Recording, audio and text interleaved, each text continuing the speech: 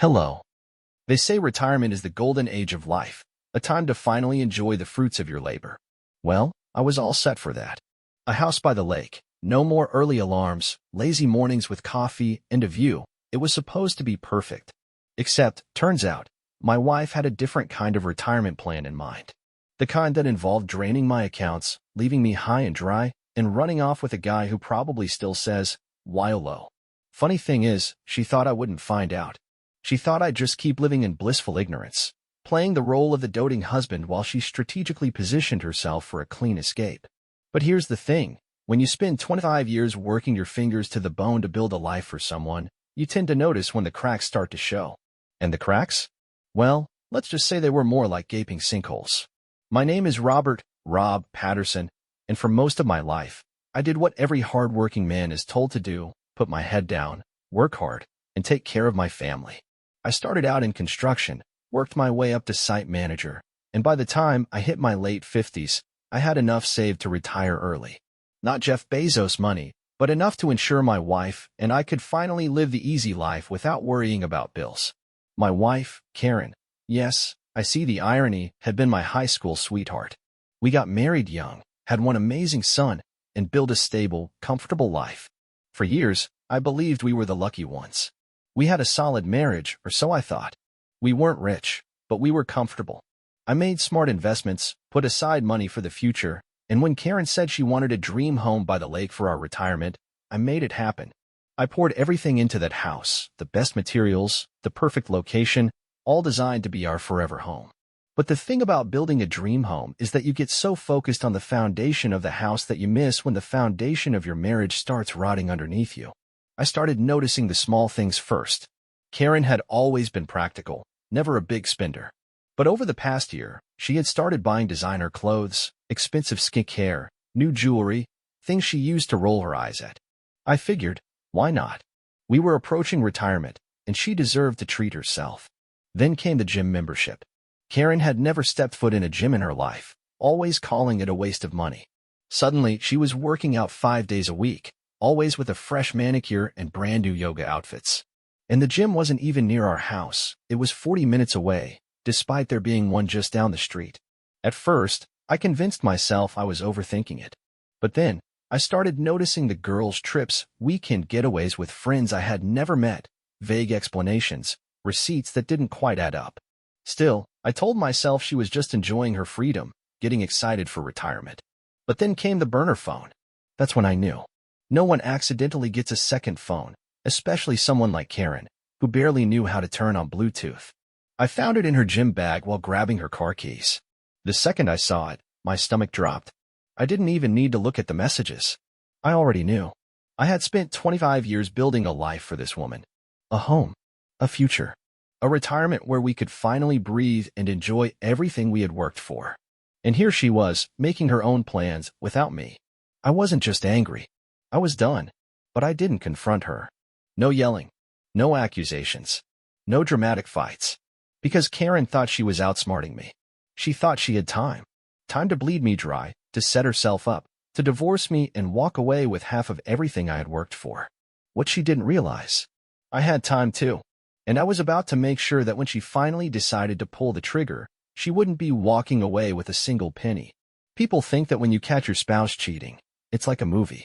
A dramatic confrontation, yelling, throwing things, maybe even a tearful confession.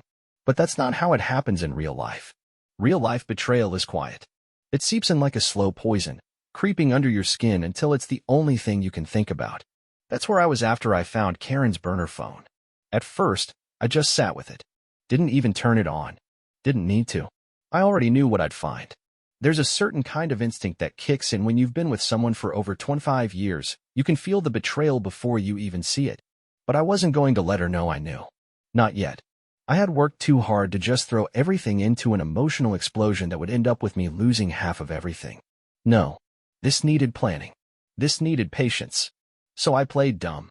Karen kept up her routine, oblivious to the fact that her timeline wasn't the only one in play anymore. She still left for her gym sessions like clockwork, wearing outfits I was sure were bought to impress someone who wasn't me. She still had her girls' trips, always coincidentally on weekends when I had work projects to finish. She even started bringing up divorce in casual conversation, testing the waters, acting like it was just a hypothetical discussion. That's when I realized her plan was bigger than I thought. She wasn't just cheating. She was strategizing. Karen had been preparing for months, maybe even years. She knew that once we officially retired, our assets would be fully accessible, our accounts split, and she could walk away with half of everything we had built together. She probably thought I'd be too old, too tired, too defeated to fight it. She thought she had measured me, calculated me. What she didn't realize was that while she was busy planning her perfect exit, I was planning something better.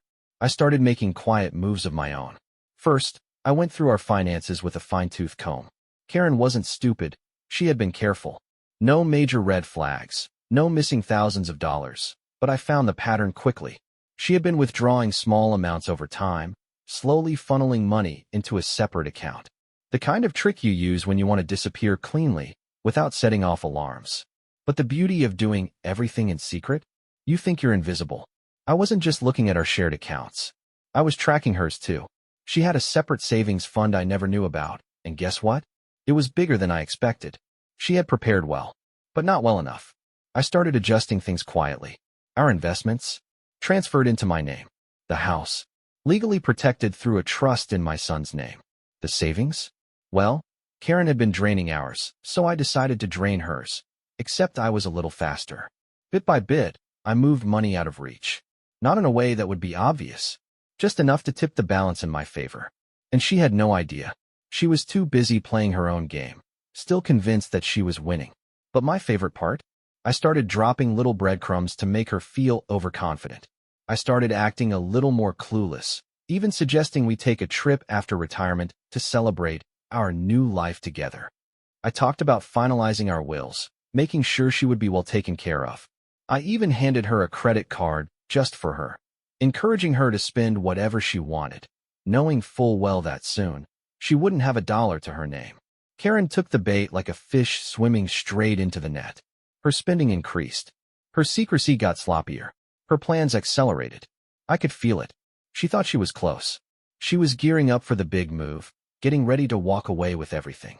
But what she didn't know, I was leading her straight into a trap. I always thought there was something poetic about watching someone destroy themselves without even realizing it. It's like watching a fire spread while the person holding the match still thinks they're in control. That's what Karen was, a woman standing in a burning house, convinced she was the one holding the fire extinguisher. She thought she had outmaneuvered me, thought I was too slow, too naive, too caught up in my own retirement dreams to notice the way she was slipping away in carefully calculated steps.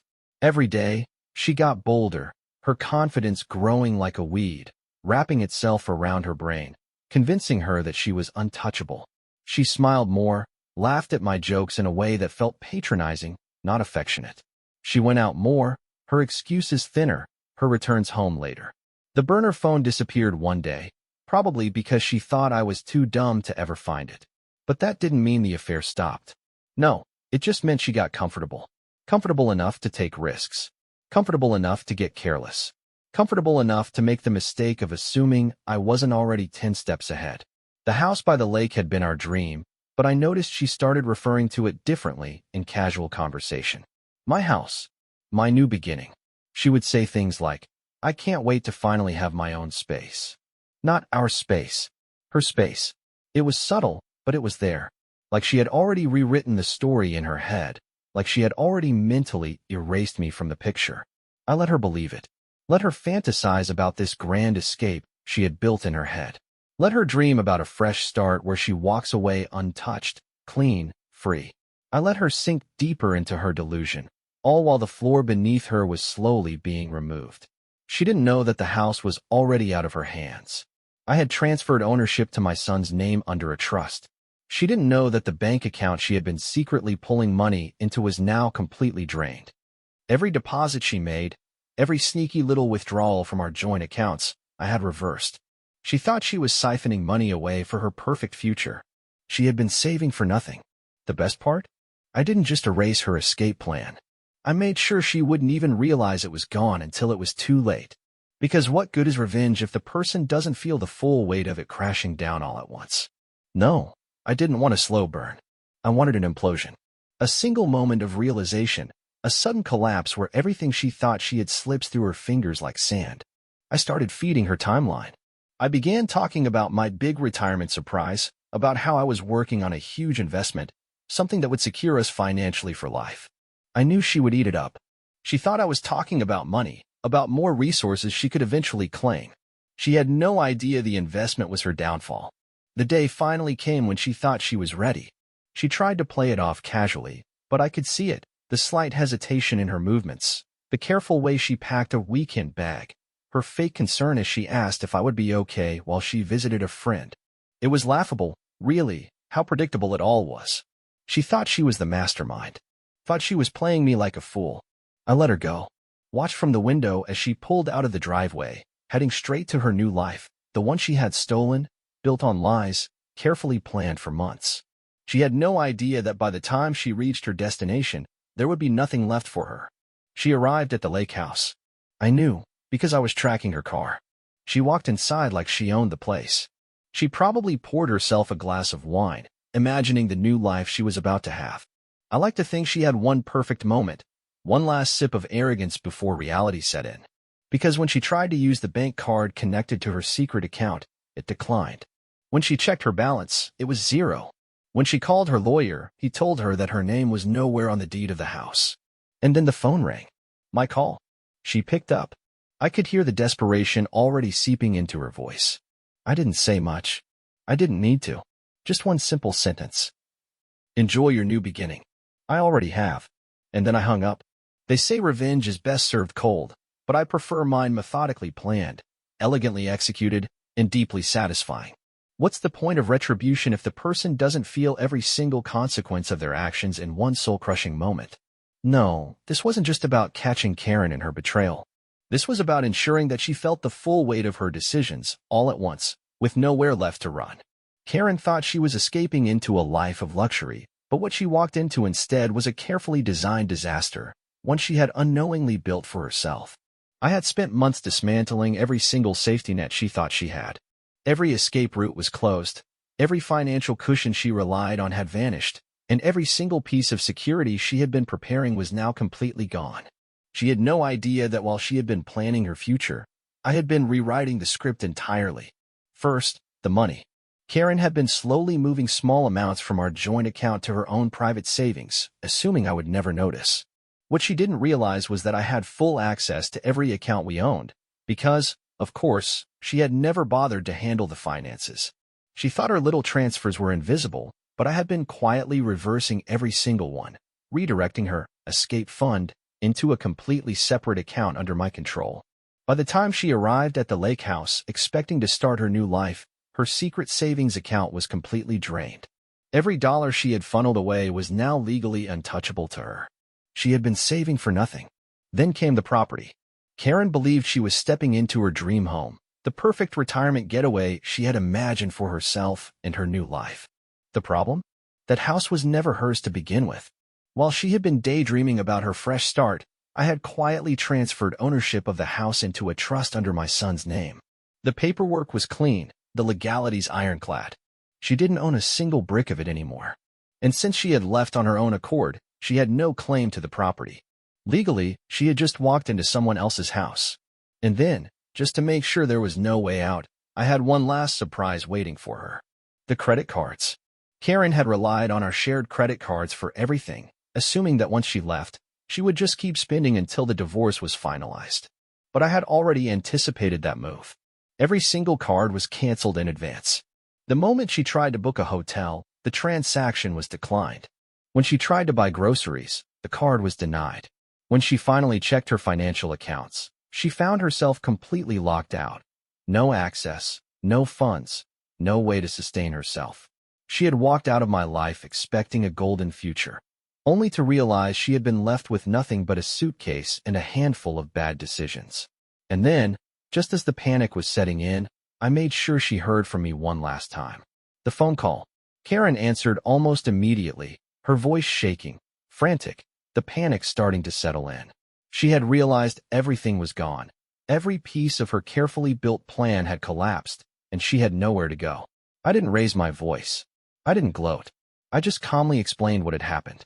She had thought she was planning her perfect escape, but in reality, she had been walking straight into her own downfall. Every step she took, every calculated move she made, had been anticipated, countered, and reversed. She had spent months treating me like a fool, believing she was secretly securing her future while I was blindly preparing for retirement. But now she was sitting in an empty house she didn't own, with no money, no access to credit, and no way to sustain herself. And me? I was completely free.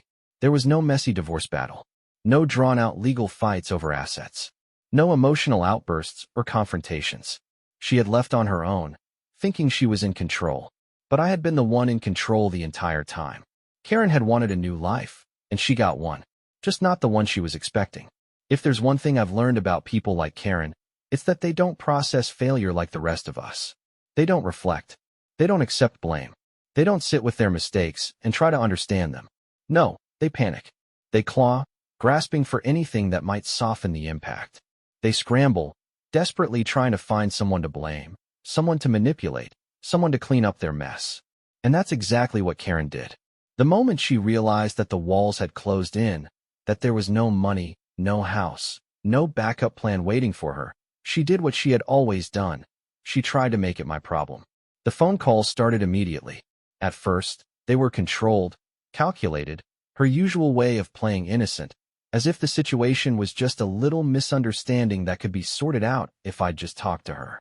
She wanted me to believe she was confused, as if she wasn't fully aware of what had happened, as if she was still the loving wife who had been planning our retirement together. But I didn't answer.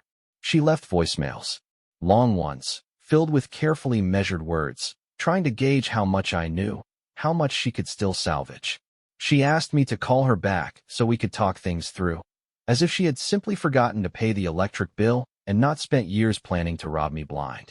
Then came the texts, paragraphs of desperation, messages pleading for me to reconsider, telling me I was making a mistake, that we could figure something out, that we could move past this, that she still loved me. The funniest part? She tried to act as if she had no idea why I had done this, as if she was the victim, as if I had just woken up one day and decided to ruin her life. Then, the shift happened. The moment she realized I wasn't responding, wasn't playing along with her fake confusion, she snapped. Her messages turned aggressive, venom dripping from every word. Suddenly, I was the monster. I was cruel. I was selfish for taking away her future. Her future, not ours. Not the life we had built together. Just hers. And that's when it became so clear. She had never seen this as a life we shared. She had seen me as a stepping stone, a financial plan, a tool to get her where she wanted to go. But now, that tool had turned on her. She tried reaching out to our son next.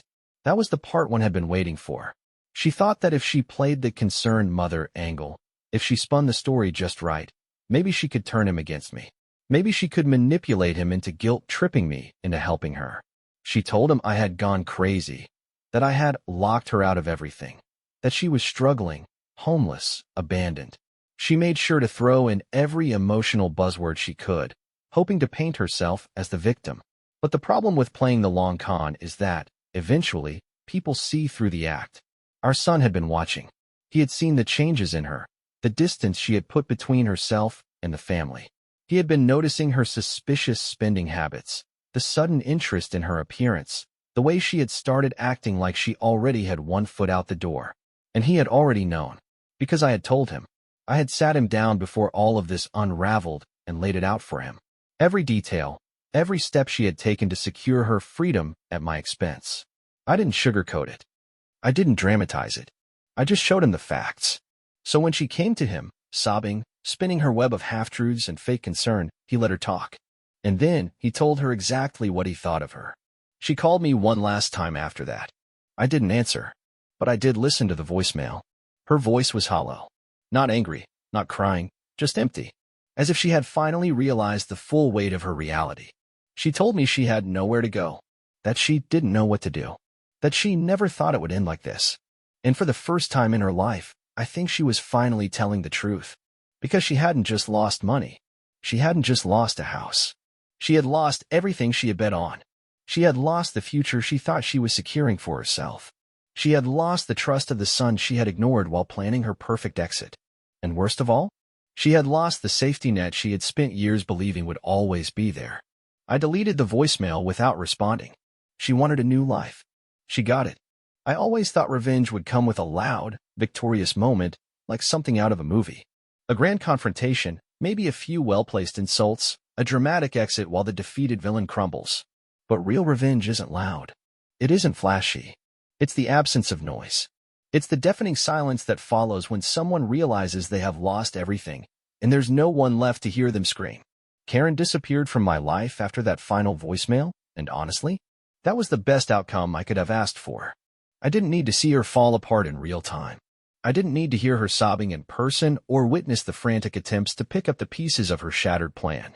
The beauty of my revenge wasn't in the immediate reaction. It was in the long-term consequences. I had permanently removed her safety nets. She had no home. The house she thought was her retirement plan, the dream property she had secretly staked her future on, wasn't hers. She had no money. Every account she had meticulously siphoned funds into was empty, redirected, legally inaccessible. She had no financial stability. The credit cards she had relied on to sustain her lifestyle were shut down, canceled, erased from existence. She wasn't just broke. She was lost. But what really broke her wasn't the money. It wasn't even losing the house. It was losing control. Karen had spent years orchestrating her perfect escape. She had played the part of the devoted wife, strategically pulling strings, planting seeds, ensuring that when she finally left, she would be the one holding all the power. She had assumed that I would react like every other betrayed husband, angry, bitter, but ultimately defeated. She thought I would wallow in grief, that I would be left picking up the pieces of my own life while she thrived in hers. Instead, she woke up to a world where she was completely powerless. She tried, for a while, to recover. I know because I still had ways of keeping tabs on her, not actively, not obsessively, but just enough to witness the slow unraveling from a comfortable distance. She tried to stay with friends. That didn't last long. No one wants to take in a woman who burned every bridge she ever built. She had spent so much time crafting a future without me that she forgot to make sure she had a backup plan if it all went wrong. She tried to reach out to distant relatives, but sympathy only goes so far when you have nothing to offer in return. She had no job lined up, no assets to fall back on, and no credibility to ask for help. I found out later that she tried to go to the man she had been cheating with. I wish I could have been there for that conversation. I like to imagine how it went. How she showed up at his doorstep, suitcases in hand, expecting an open embrace, and "I told you I'd take care of you," only to be met with a blank stare, an awkward shuffle, a pathetic excuse about how this wasn't what he signed up for. Because men like him? They don't commit. They don't build futures. They play games, they chase excitement, they thrive on the thrill of stealing what isn't theirs. But the moment the consequences come knocking, they're already gone. She had bet everything on a man who saw her as nothing more than a temporary distraction. And now that she had nothing left to offer, she wasn't his problem anymore. That's when I knew she had truly hit rock bottom. She tried to reach out again. One last email. The subject line was a simple, pathetic plea. "Can we talk?" I didn't even open it. Because what was left to say? I had already won. The most poetic part of all of this? I didn't have to do anything to make her suffer. I didn't have to humiliate her publicly. I didn't have to destroy her reputation or seek legal revenge. I just let her live with the consequences of her own actions. That was enough. That was perfect. Because real revenge isn't about proving a point. It isn't about showing the world what someone did to you. It's about removing yourself from their story entirely, leaving them to face the world without the safety net they took for granted. And that's exactly what I did. I retired. I moved forward. I took the house she thought was hers and made it mine. I traveled. I reconnected with old friends, spent more time with my son, lived my life the way I was supposed to before she tried to take it all away. And Karen? Karen got exactly what she wanted. A fresh start. Just not the one she was expecting. Bye-bye.